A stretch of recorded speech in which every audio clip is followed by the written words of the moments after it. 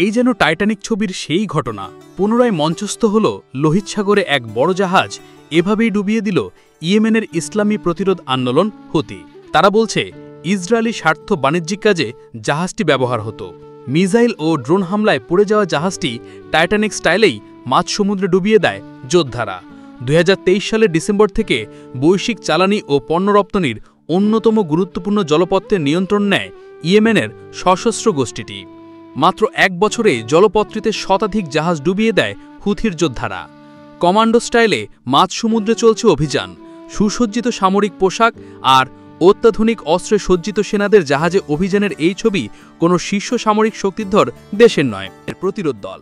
তবে এমনভাবে নিজেদের শক্তির জানান দিয়েছে হুথি, যা দেখে স্তব্ধ হয়ে গেছে আগ্রাসী শক্তিগুলো।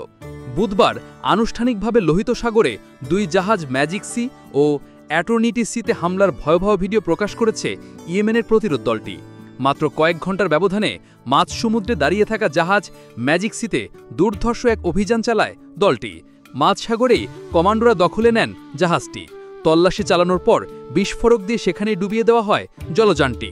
মধ্যপ্রাচ্যে নজিরবিহীন আগ্রাসন চালানো ইসরায়েলের বিরুদ্ধে হুথির এবারের আক্রমণ যেন আগের সব ভয়াবহতা ছাড়িয়ে যাচ্ছে। নেতানিয়াহুর দেশটির কোমর ভেঙে দিতে ইসরায়েলের সাগরপথে সম্পূর্ণ অবরোধের পর আকাশপথকেও অবরুদ্ধ করার ঘোষণা দেয় দলটি।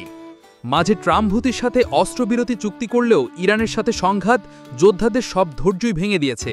লোহিত সাগরে আগ্রাসীদের সমস্ত বিচরণ চূড়ান্তভাবে বন্ধের ঘোষণা দিয়েছে দলটির যোদ্ধারা। প্রাণ বাঁচাতে চাইলে ইসরায়েল ও পশ্চিমা সংশ্লিষ্ট জাহাজকে রুটে চলাচল স্থগিতের পরামর্শ দিয়েছে দলটি। তা অমান্য করা হলে পরিণতির দায় হুথি নেবে না বলেও হুঁশিয়ারি দিয়েছে।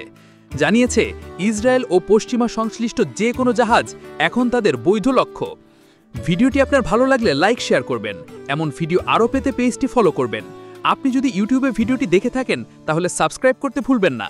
সিলেক্ট থেকে আপনাদের সাথে আছি আমি মিস্টার হাবিব। ভিডিওটি দেখার জন্য আপনাকে অসংখ্য ধন্যবাদ।